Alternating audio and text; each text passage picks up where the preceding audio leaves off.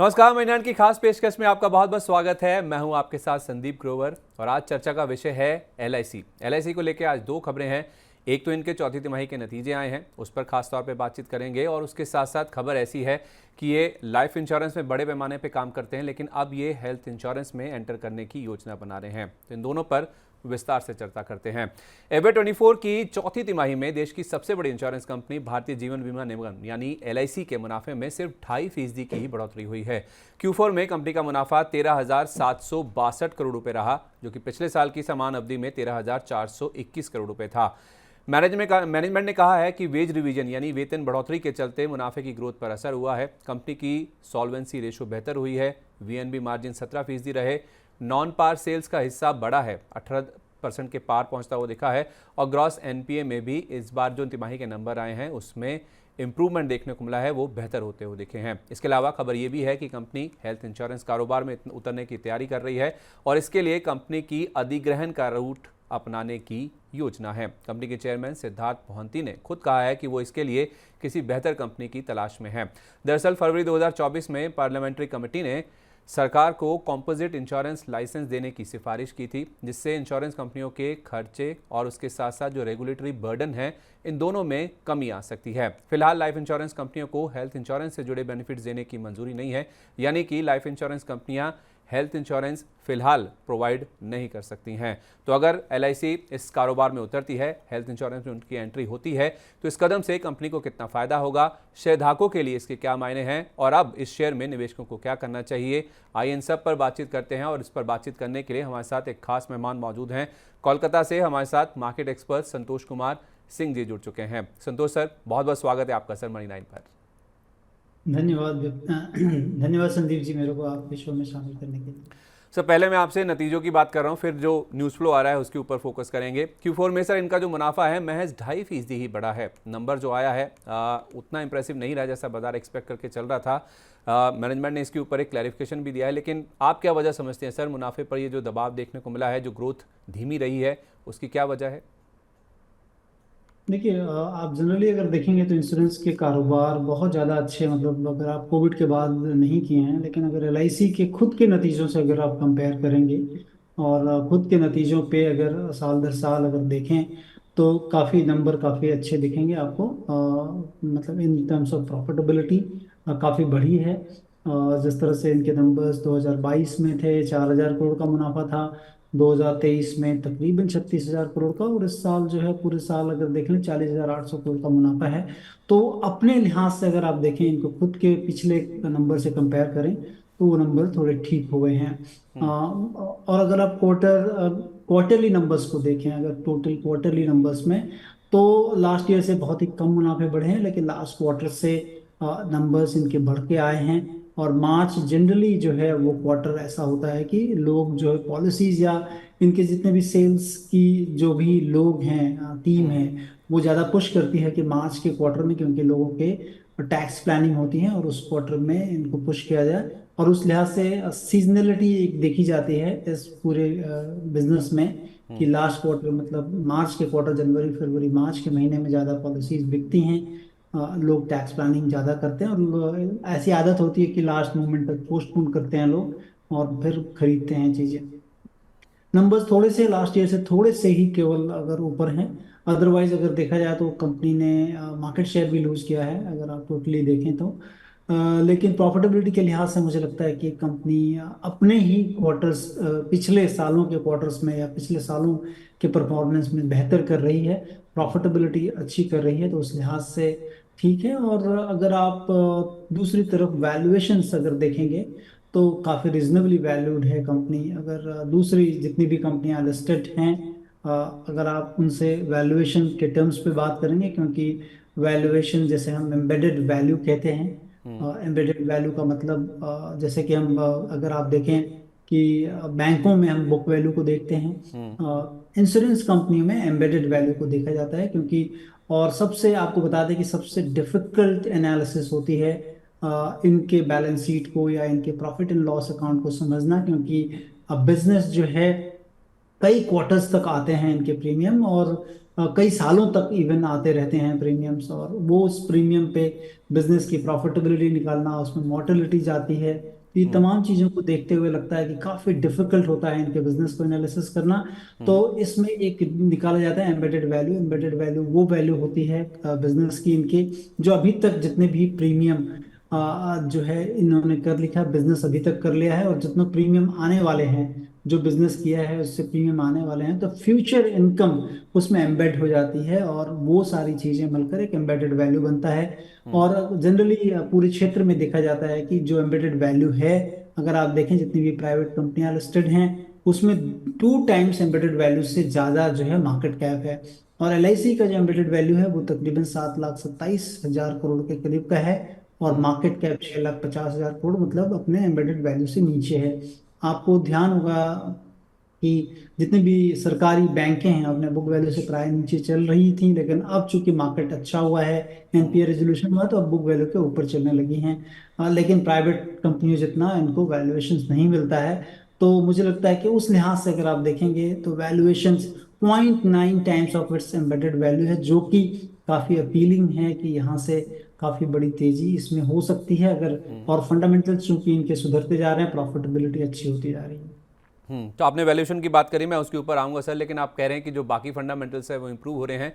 Numbers के कुछ और इंटरनल्स अगर हम देखें, जो चौथी तिमाही के नतीजे आए हैं उसमें जो सॉल्वेंसी रेशो है वो बेहतर हुई है, वीएनबी मार्जिन 17% के आसपास रहे, और जो नॉन पार सेल्स का हिस्सा है वो 18% के पार पहुंच गया। 18.32% के इन्होंने जो नॉन पार सेल्स हैं वो रिपोर्ट किए हैं, और इनके जो ग्रॉस एनपीए है उसमें भी सुधार देखने को मिला है। 2.56% वाला जो आंकड़ा था ग्रॉस एनपीए का, वो घटकर अब 2.01% पर आ गया, यानी कि इनके जो ग्रॉस एनपीए है वो भी कम हो रहे हैं। नंबर्स इंटरनली देखा जाए तो उसमें इंप्रूवमेंट देखने को मिल रहा है।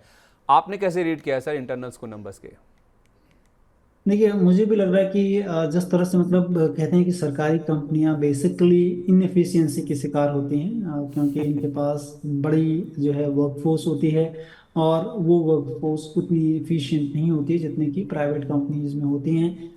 तो मुझे लगता है कि अब सरकारी ये जो कंपनी है एलआईसी, जो कि दुनिया की चौथी बड़ी जो है कंपनी है, उसने अभी जो है अपनी इफिशिएंसी पर काम करना काफी चालू किया। हो सकता है कि सरकार की तरफ से जो है ये इनको चैलेंज मिला हो कि आपको एटलीस्ट जो है कंपनी को अच्छी तरह से टर्न अराउंड करना है। ऑलरेडी प्रॉफिटेबल है, लेकिन उसको बेहतर करना है, क्योंकि गिवन द काइंड ऑफ जो अगर एसेट अंडर मैनेजमेंट देखेंगे तो तकरीबन 52 लाख करोड़ के करीब का एसेट अंडर मैनेजमेंट है कंपनी के पास। और उस पे जो प्रॉफिटेबिलिटी है मुझे लगता है कि not that up to the mark, क्योंकि अगर आप देखें इसमें जितना इनका पोटेंशियल है उस हिसाब से लगता नहीं है कि इनकी प्रॉफिटेबिलिटी आती है।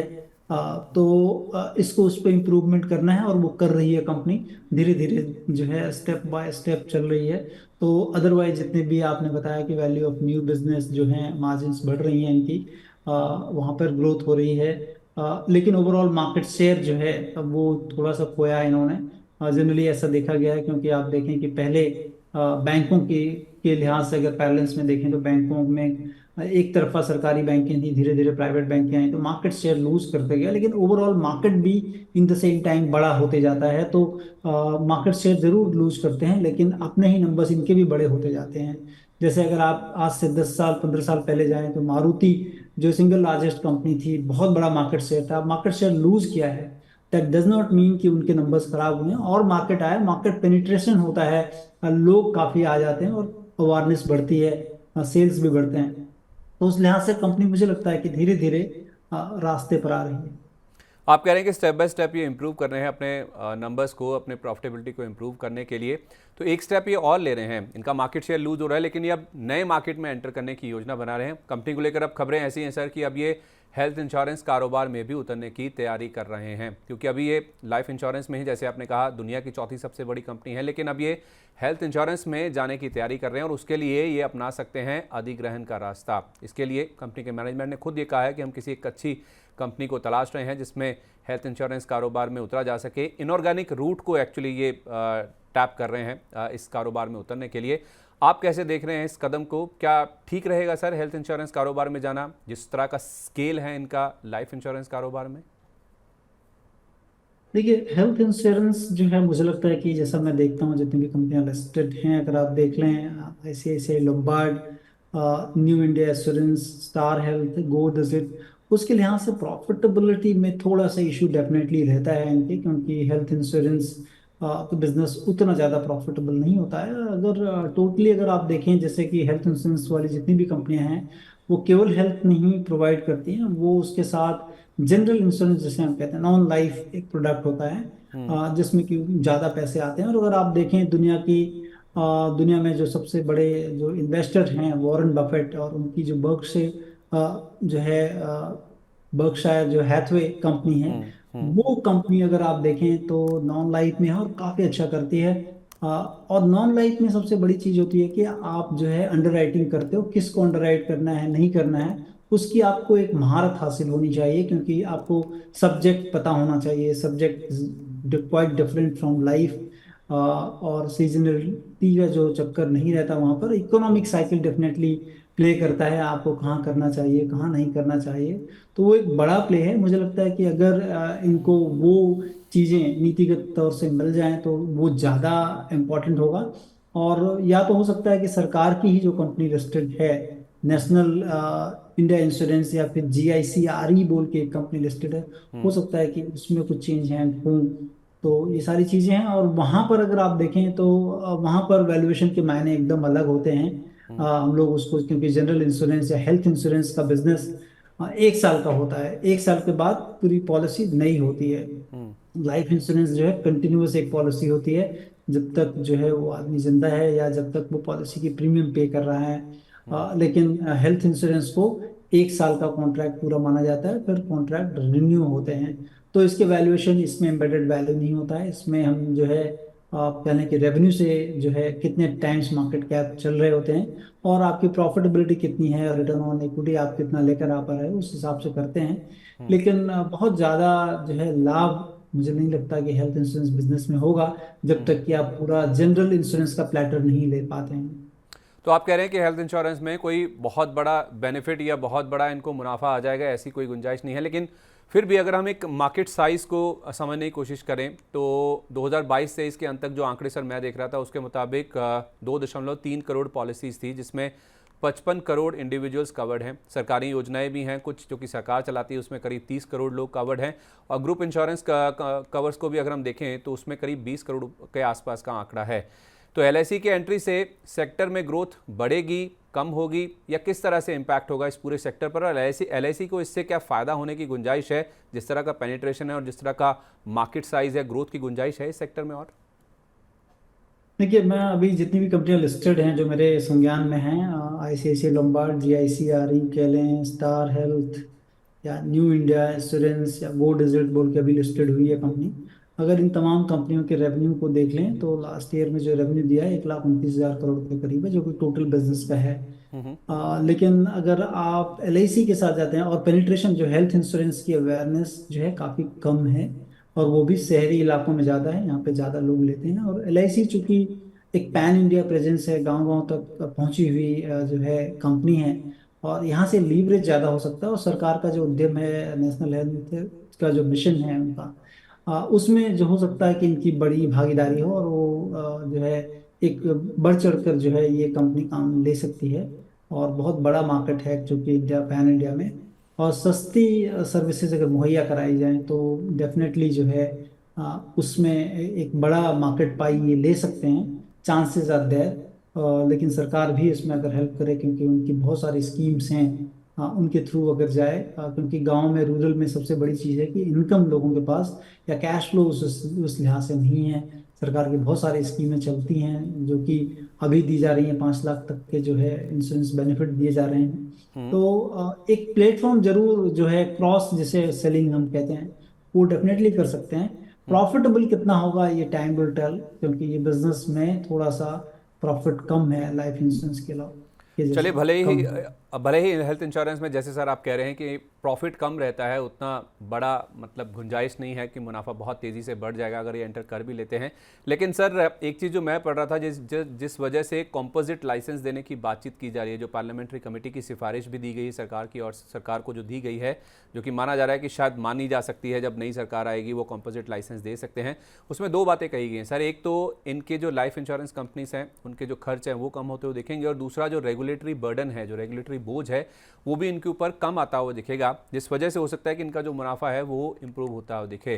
तो उस लिहाज से सर आपको क्या लगता है, फिलहाल इनको अप्रूवल नहीं होता लाइफ इंश्योरेंस कंपनीज को जनरल इंश्योरेंस प्रोडक्ट्स ऑफर करने का, या फिर नॉन लाइफ प्रोडक्ट ऑफर करने का, या health insurance for that sake offer करने का, आपको क्या लगता है सर, अगर ये हो जाता है तो इनके जो खर्चे हैं, जो कॉस्ट है, उसमें कितनी कमी देखने को मिलेगी, और फिर इन टर्न जो शेयर होल्डर्स हैं उनके लिए इसके क्या मायने हैं, निवेशकों को क्या करना चाहिए इस शेयर में? आप देखिए, मुझे लगता है कंप्लायंस बर्डन तो आपका रहेगा ही, क्योंकि आप अगर एक नया वर्टिकल लेते हैं तो नए कंप्लायंस ऑफिसर्स, नए कंप्लायंस के तरीके, क्योंकि दुनिया वो दोनों एक चीज़ें नहीं हैं। डेफिनेटली आपके रेगुलेटर एक हैं, लेकिन आपकी कंप्लायंस तो आपको करना ही पड़ेगा।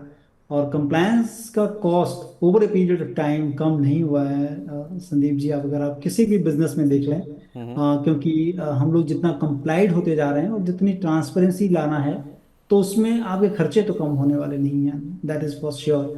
हाँ, आप अगर क्रॉस सेलिंग करते हो with the same sales person, तो डेफिनेटली वो जो सेल्स का कॉस्ट है वो डेफिनेटली कम होने की संभावना काफी रहेगी, और होगा भी। ऑफिसेस आप शेयर कर सकते हो, क्योंकि इनके पास जो है, अगर आप देखें, काफ़ी ऑफिसेस हैं, सेल्स फोर्स बहुत हैं इनके। तो उस चीज़ को जरूर लेवरेज कर सकते हैं और वहाँ पर कॉस्ट बचाया जा सकता है। तो वो एक बड़ा कॉस्ट होगा, बट टाइम विल टेल कि ये कितना इसमें हो सकता है, और उसका अंदाजा लगाना काफ़ी मुश्किल है कि कितनी चीज़ें ये खर्च करूँ तो कर पाएंगे। लेकिन प्राइमा फेसाई ऐसा लगता है कि जो सेल्स का कॉस्ट है, definitely it will go down substantially. Sales का कॉस्ट नीचे आ जाएगा, क्योंकि इनके पास नेटवर्क बहुत बड़ा है, पैन इंडिया लेवल है, इनके डिस्ट्रीब्यूटर्स भी हैं, इनके ऑफिसेज भी हैं, तो उसका फ़ायदा ये ज़रूर ले सकते हैं। अब सर अगर किसी के पास शेयर है, अगर हम शेयर होल्डर्स के पॉइंट ऑफ व्यू से बात करें, जब ये लिस्ट हुआ था उसके बाद से हमने देखा कि शेयर की पिटाई होती हुई दिखी थी। नीचे में हमने 593 यानी कि 600 के नीचे के लेवल्स भी देखे हैं, और इसके बाद जब हमने PSU शेयरों में एक रैली बनती हुई देखी तो उसके बाद 1175 का हाई भी स्टॉक ने टच किया था, लेकिन लोअर लेवल से रिकवर हो चुका है, हाई लेवल से करेक्ट हो चुका है, अभी ये 1030 के आसपास है। किसी को अगर फ्रेश खरीदारी करनी है उनके लिए क्या राय है, और उन लोगों के लिए बताइए जिन्होंने लोअर लेवल्स पे खरीदा है, या फिर जो हायर लेवल्स पे फंसे हुए हैं उनके लिए भी राय दीजिए। ठीक है, मुझे लगता है कि यस, ये कंपनी पहले तो डिस्क्लोजर है कि हमारे पास है और IPO का पड़ा हुआ है हम लोग के पास। तो दूसरी चीज, चूंकि इसमें एम्बेडेड वैल्यू से गैप काफी दिखता है, कंपनी जो है काफी अच्छा कर रही है इन दिनों, तो उन तमाम चीजों को लेकर लगता है कि अगर जो है निचले स्थानों पर कभी भी आपको मिले तो आपको देखना चाहिए, और अगर आपके पास है तो एकदम होल्ड करें। एटलीस्ट जो है, मुझे लगता है कि 2 टाइम्स तो शायद ही हो, लेकिन 1.5 टाइम्स तो एटलीस्ट हो सकता है।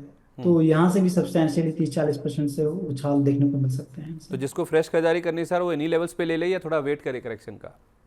मुझे लगता है कि देखिए, अभी जो है इवेंट है, तो उस जो है इलेक्शन के बाद ही आप सोचें और ले सकते हैं। चलिए ठीक है, तो इलेक्शन का वेट कर लें, उसके बाद ही आप इसमें आप कोई फ्रेश एंट्री लेनी है तो उसका फैसला ले सकते हैं। बहुत बहुत धन्यवाद सर, आप हमारे साथ जुड़े। इससे पहले कि आप हमसे विदा लें, कोई डिस्क्लोजर जो आप शेयर करना चाहेंगे? डिस्क्लोजर तो हमने LIC के बारे में बता दिया कि हमारे पास LIC के शेयर हैं इसमें हम्म, इंडिविजुअली, और मुझे लगता है कि निचले स्तरों पर और भी इसमें ऐड कर लेना चाहिए। चलिए बहुत बहुत धन्यवाद सर, आप हमारे साथ जुड़े, थैंक यू। इस पर आपने बातचीत करी, और क्या करना चाहिए शेयर को लेकर उस पर भी आपने राय दी। बहुत बहुत धन्यवाद sir. Thank you very much.